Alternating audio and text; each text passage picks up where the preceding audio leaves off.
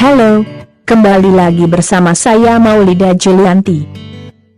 Di kesempatan kali ini kita akan membahas tentang hukum perburuhan. Terdapat beberapa istilah yang beragam dalam hukum perburuhan atau hukum ketenaga kerjaan. 1. Buruh adalah mereka yang bekerja pada suatu usaha perorangan, yang imbalannya diberikan secara harian ataupun borongan. 2. Pekerja. Istilah pekerja dalam praktek sering dipakai untuk menunjukkan status hubungan kerja, seperti pekerja kontrak, pekerja borongan, pekerja harian, pekerja honorer, pekerja tetap.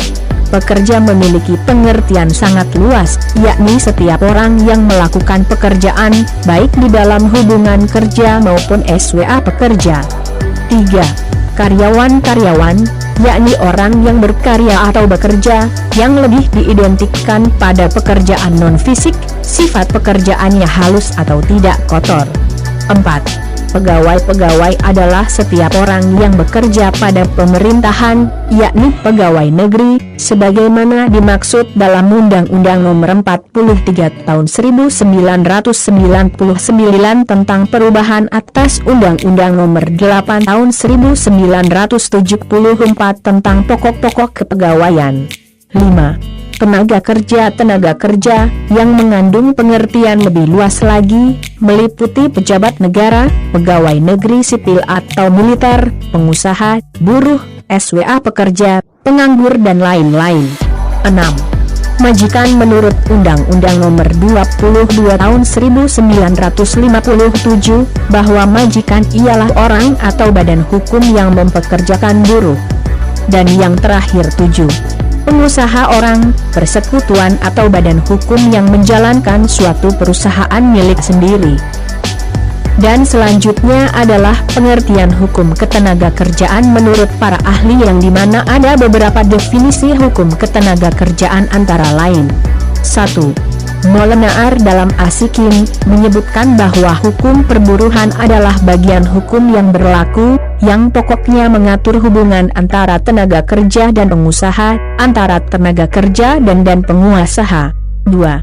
M. G. Lovenbach dalam Manulang menyebutkan bahwa hukum perburuhan adalah hukum yang berkenaan dengan hubungan kerja, di mana pekerjaan itu dilakukan di bawah pimpinan dan dengan keadaan penghidupan yang langsung bersangkut paut dengan hubungan kerja itu.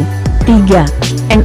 Esveld dalam Manulang menyebutkan bahwa hukum perburuhan tidak hanya meliputi hubungan kerja di mana pekerjaan dilakukan di bawah pimpinan, tetapi meliputi pula pekerjaan yang dilakukan oleh SWA pekerja yang melakukan pekerjaan atas tanggung jawab dan resiko sendiri.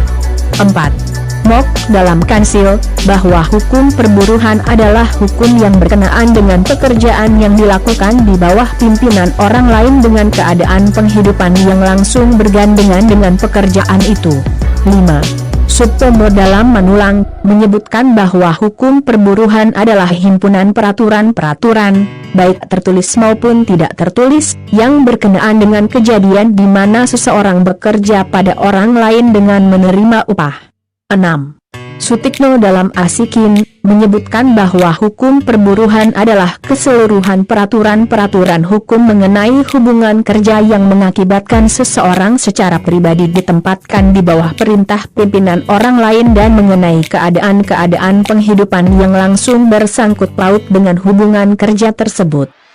Pengertian secara umum ketenaga kerjaan adalah segala sesuatu yang berhubungan dengan tenaga kerja pada waktu sebelum, selama dan setelah selesai masa hubungan kerja, baik pada pekerjaan yang menghasilkan barang maupun pekerjaan berupa. Asas hukum ketenaga kerjaan. Asas pembangunan ketenaga kerjaan pada dasarnya sesuai dengan asas pembangunan nasional, khususnya asas demokrasi, dan asas adil dan merata. Tujuan hukum ketenaga kerjaan antara lain: 1. Memberdayakan dan mendayagunakan tenaga kerja secara optimal dan manusiawi. 2. Mewujudkan pemerataan kesempatan kerja dan penyediaan tenaga kerja yang sesuai dengan kebutuhan pembangunan nasional dan daerah. 3. Memberikan perlindungan kepada tenaga kerja dalam mewujudkan kesejahteraan. Dan 4. meningkatkan kesejahteraan tenaga kerja dan keluarganya. Sifat hukum ketenagakerjaan ada 4 yaitu: 1. Hukum ketenagakerjaan bersifat privat atau perdata. 2. Hukum ketenagakerjaan bersifat publik. 3. Hukum ketenagakerjaan bersifat imperatif. 4. Hukum ketenagakerjaan bersifat fakultatif. Masa sebelum bekerja atau pre-employment, yaitu masalah pengadaan tenaga kerja yang meliputi pengaturan lowongan kerja, pengerahan dan penempatan tenaga kerja merupakan hal penting dalam upaya pemenuhan kebutuhan tenaga kerja. Masa selama bekerja atau during employment, yaitu masa selama hubungan kerja. Masa ini merupakan substansi dari hukum ketenagakerjaan. Hubungan kerja dan hubungan industrial. Subpomo menjelaskan bahwa hubungan kerja ialah suatu hubungan antara seorang buruh dan seorang majikan, di mana hubungan kerja itu terjadi setelah adanya perjanjian kerja antara kedua belah pihak.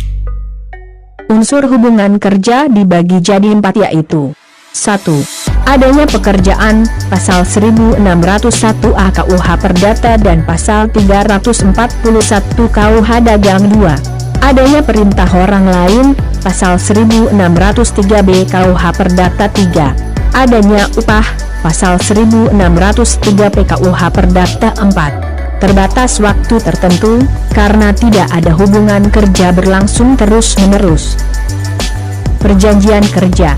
Perjanjian kerja menurut pasal 1601A KUH Perdata ialah suatu persetujuan bahwa pihak ke-1, yaitu buruh, mengikatkan diri untuk menyerahkan tenaganya kepada pihak lain, yaitu majikan, dengan upah selama waktu tertentu.